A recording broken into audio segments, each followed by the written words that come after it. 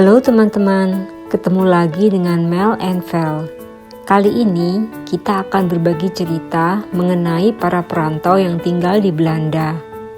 Di program ini, kami akan menemui teman-teman Indonesia atau juga dari negara lain yang akan membagi pengalamannya di perantauan. Semoga terhibur.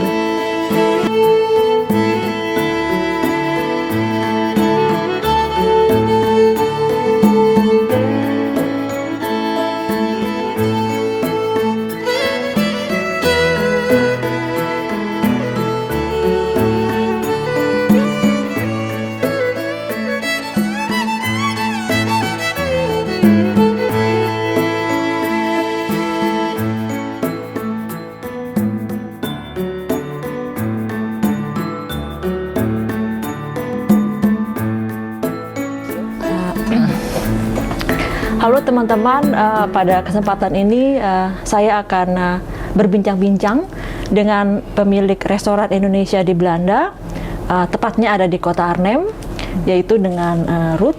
Ya. Apa kabar Ruth? Kabar baik. Terima kasih atas waktunya. Sama-sama, dengan senang Ruth, hati. mungkin Ruth bisa perkenalkan diri terlebih dahulu. Halo teman-teman, nama saya Ruth. Saya udah tinggal di Belanda selama hampir 12,5 tahun deh ya. Datangnya waktu itu tahun 2009 bulan Juli di kota Arnhem. Tidak pernah ke tempat lain. Tetap aja tinggalnya di sini. Oh, berarti original Arnhem ya? Ya, original Arnhem. Tapi bukan kota Arnhem, bukan kota besar ya. Jadi ya walaupun ya pemilik restoran bukan restoran yang wow gitu ya. Tapi Arnhem ini ibu kotanya Provinsi Gelderland, ya, jadi termasuk kota ibu kota. Ya. Jadi ya. bukan ya lumayan besar sih karena ibu kota provinsi ya. Iya. Ya, Ruth ini pada awal mulanya membuka cabang takeaway di Arnhem juga, cuma di Kronenberg ya. Iya. Terus setelah beberapa tahun kemudian tahun kedua itu membuka cabang di kota Arnhem. Iya, di kota itu Arnhem. dengan membuka restoran. Sebelum memulai usaha ini, Ruth bekerja di mana pada saat itu? Maksudnya sebelum memulai. Waktu itu di sini masih belum, cuma ngurus anak. Oh gitu? Ya. Nggak kerja serabutan gitu nggak ya? Enggak, awal itunya masih pernah baru datang, belum bisa bahasa Belanda, karena mau ya kalau cuman ke sekolah dan itu kan waktunya kan sedikit ya, jadi kan bilangnya ya sambilan lah, mungkin juga kan buat sosialnya ya, sosial kontaknya ya, sempat bersih di kantor, jadi itu ya bantu bersih lah, ya, bantu bersih bener di kantor, ngangkut barang yang aduh beratnya minta ampun. Tidak pernah terbayangkan bahwa akan melakukan pekerjaan ini di negara lain ya. Iya, kayaknya bisa sih kerja seperti itu. Sementara mempersiapkan diri untuk memperbaiki ya bahasa Belanda. Waktu itu kan bahasa Belanda kita sama sekali belum tahu gitu kan. Harus belajar. Bisa jawab ya, ene. Iya. Ngerti, tapi kalau dijawab balik nggak bisa gitu loh. Terus kesannya dengan pekerjaan yang waktu itu apa kesan? Wah, berat ya, karena itu benar-benar secara fisik berat banget ya teman-teman. Mereka akhir tahun waktu itu kita kerjanya, jadi buku-buku apa-apa yang mereka nggak pakai lagi ditumpuk, kira-kira sekarungan itu bisa 50 kilo, 60 kilo gitu, jadi harus kita angkat dengan tangan sendiri. Ya ngangkutnya sih nggak mampu, cuma ditarik aja ke tong sampah. Jadi juga bukan 1 atau 2, kadang-kadang sehari 3 kantongan itu kan. Belum lagi seitunya mesti vakum, terus ngepel. Terus alasan pindah ke Belanda karena apa, Ruth? Karena suami. Oh, menikah ya? Iya, kebanyakan orang Indonesia ke Belanda karena menikah ya. Iya. Sebagai pemilik restoran di Indonesia, itu idenya datang dari mana, Ruth? Kok tiba-tiba saya mau buka restoran gitu? Sebenarnya sih idenya bukan pengen buka restoran ya, karena waktu itu kan kebetulan semua itu ya? Iya, kebetulan semua. Pertama-tama itu kan ya kita datang Belanda kan tahu semuanya harus diploma kita, sertifikat kita disamakan atau diakui gitu dalam disetarakan bahasa, disetarakan ya. Nah, sambil menunggu waktu disetarakan, terus ada orang yang nawarin, "Hey Ruth, ada ini take away yang mau mau stop, orangnya mau berhenti, kamu mau ngambil alih nggak?" Oh, mau kalau misalnya bagus, enak ya. Kan tidak pernah pengalaman di Belanda ya. Kalau buka usaha di Belanda sama di Indonesia kan beda ya. Walaupun saya belum pernah secara pribadi. Kita nggak tahu caranya seperti apa, seperti terjun gitu ya, yang nggak tahu apa-apa gitu ya. Ya, pertama-tama cari tahu dulu ya. Ini berapa sih banyaknya waktu yang harus dihabiskan buat usaha ini? Siapa yang masak? Berapa banyak waktu yang diperlukan untuk administrasinya, macam-macamnya. Ya, di apa? Kan kalau kita cuma buka usaha kan waktunya misalnya tahunya dari jam 10 sampai jam 6. Tapi kan di luar itu kan buat orang yang buka usaha itu kan mesti administrasi dan ya banyak hal yang dikerjakan, marketingnya, nggak cuma dagang, terus juga kan persediaan, stoknya, barangnya, ya, kan itu kan kita juga harus perhatikan. Jadi saya juga perlu cari tahu lah itu berapa sih banyak waktu yang harus, ya teorinya waktu dikasih tahu ya minimal, waktu dipraktekkan, oh my god. Ternyata banyak banget gitu loh. Oke. yang harus ya waktu yang disediakan buat itu kan, apalagi waktu itu kan punya anak kecil ya. Jadi ya harus merhatiin anak dan juga harus merhatiin restoran. Tapi waktu itu untungnya cuman bukanya dari Selasa sampai Sabtu. Ya, Minggu dan Senin itu tutup. Libur tutup. Jadi masih lumayan lah. Tapi sejak buka yang kedua, wow, tambah banyak kerjanya. Itu kira-kira waktu itu membutuhkan waktu berapa lama untuk saya mau coba bis ini? Pertimbangannya sebulan, pertimbangannya seminggu, atau sangat cepat? sangat jaraknya itu sangat pendek. Waktu itu ditawaran kira-kira bulan Oktober tahun 2013. Gimana? Terus langsung cari tahu informasi dalam waktu 2 minggu. Waktu itu udah masuk November, terus kita jenis usaha apa nih, kayak di Indonesia kan ada PT, ada CV, ada toko perorangan gitu ya. CV ya. Terus akhirnya mau buka usahanya di bawah BV itu PT ya kalau di Indonesia ya. Jadi buka PT. Ke notaris dulu, bikin apa namanya sih, surat pendirian usaha, akte. Terus itu setelah itu selesai, nunggu itu keluar baru tanda tangan kontrak. Pada saat itu Ruth sudah berapa lama tinggal di Belanda? Itu baru mau tahun keempat. Tahun keempat? Iya. Menarik juga ya. Waktu Ruth mulai restoran ini, kira-kira waktu itu modalnya yang diperlukan berapa ya waktu itu? Kira-kira karena gitu. Waktu itu saya memulainya dengan afal, karena take away. So, yang makanan di sini kan harus ditaruh di tempat yang dingin karena itu peraturan pemerintahan Belanda ya. Jadi semuanya harus didinginkan. Waktu itu karena pakai itu jadi modalnya lumayan, tidak terlalu besar. Kurang lebih berapa Ruth? Di bawah 100.000 euro kurang lebih? Ya, buat itu sih di bawah 100 ya. Ya, karena masih take away jadi agak lebih nggak terlalu banyak ya modalnya ya. Ya, modalnya yang paling mungkin lebih itunya karena kan semuanya harus ada depositnya ya kalau bahasa Indonesia. Berapa 3 bulan pertama buat sewa tempat, buat listrik, buat jaminan lah ya, bahwa jaminan bisa survive dalam beberapa waktu ke depan gitu. Betul, nggak cuma buka terus minggu depannya tutup atau bulan berikutnya tutup, kan nggak lucu ya. Jadi ya kira-kira di bawah 100 lah. Terus tantangan yang Ruth dapatkan selama menjalankan bisnis seperti apa tantangannya? Tantangan awal karena saya belum terjun sendiri memasak ya. Kita waktu itu masih mengharapkan ada yang memasak buat kita atau ngambil dari situ, kita taunya jualan aja karena konsepnya sama. Tapi setelah itu ada tukang masaknya mulai terus karena merasa kita nggak bisa masak, ya kayaknya tukang masaknya sedikit gimana gitu loh, mulai membuat susah gitu ya kan. Jadi saya waktu itu bilang kalau begini caranya saya nggak bisa cuma mengandalkan orang, saya harus terjun sendiri juga untuk bisa masak. Itu sih tantangan awalnya. Jadi cari orang yang tepat ya, karena mungkin waktu itu saya juga nggak terlalu banyak punya kontak ya karena baru. Karena baru ya. Oke, Karena jadi mencari koki dan mencari karyawan yang itu cocok dengan Ruth gitu ya. Iya, dan itu peraturan-peraturan di dalam Horeca itu apa aja? Ternyata wow, setelah duduk di situ baru ada yang namanya di sini ada cooling dienst. Jadi makanan kita itu akan dikontrol mungkin setahun atau 2 tahun sekali.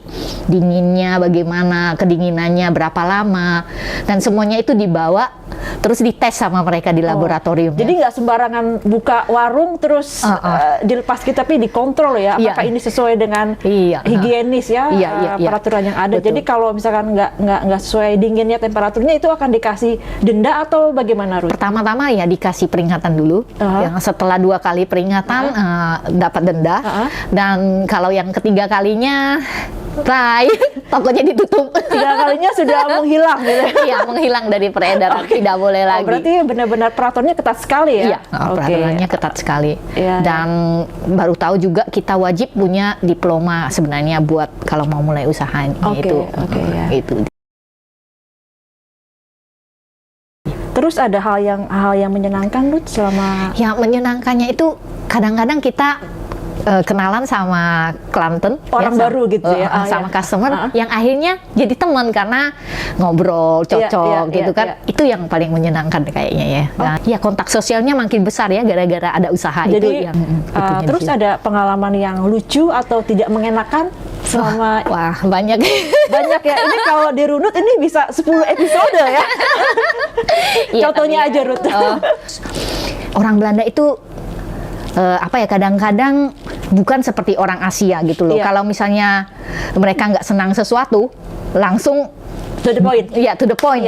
Gitu loh kan ya. Suka tidak suka, bak. Iya, suka tidak suka, bak. Terus tidak ada kalau orang Indonesia kan menyampaikannya dengan rasa yang ya sedikit sopan santun. Bahasa ya dengan gaya Jawa. Iya. Maaf Bu, mau begini, saya mau nanya. Sebelum kasih komplain, maaf dulu. Iya.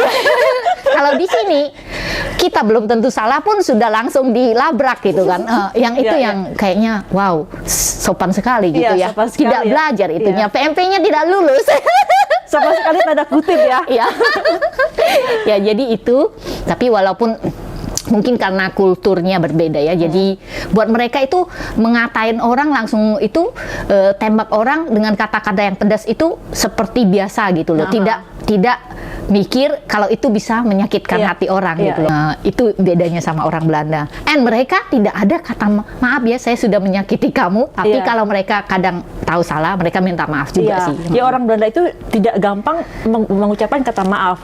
Karena kalau mereka mengatakan maaf berarti mereka bersalah. Iya. Jadi ada dasarnya juga sih. Terus bagaimana Ruth mempersiapkan orang Belanda ini yang to the point itu? Pertama-tama kaget atau kita bukannya lawak sih, kita jelaskan dengan informasi lagi atau diam aja atau bagaimana? Kan termasuk shock ya kalau nggak terbiasa, makanan ini nggak enak, nggak anget, atau ini nggak pedas, ini nggak ada rasanya, kan sangat-sangat mengagetkan sekali gitu. Iya. Pertama-tama sih agak shock ya, shock, tapi berjalan waktu kita belajar bagaimana harus orang ini begini. Yang pastinya kita harus tenang dulu, Mevrouw, maaf bisa sabar dulu, saya menjelaskan apa masalahnya begini-begini. Terus Mevrouw begini begini loh Mevrouw, sebenarnya begini. Nah, sudah akhirnya mereka tenang dan bisa menerima gitu loh. Jadi kita terima komplain dulu biar semuanya keluar keluhannya. Setelah itu baru kita jelaskan. Iya, tapi minta sabar ya, ngomongnya pelan-pelan, jangan ngamuk dulu gitu. Jadi mengatasinya dengan cara sedikit Indonesia ya. Dengerin dulu keluhannya. Mungkin bagi orang Belanda itu komplain ke orang Asia itu lebih gampang. Kenapa?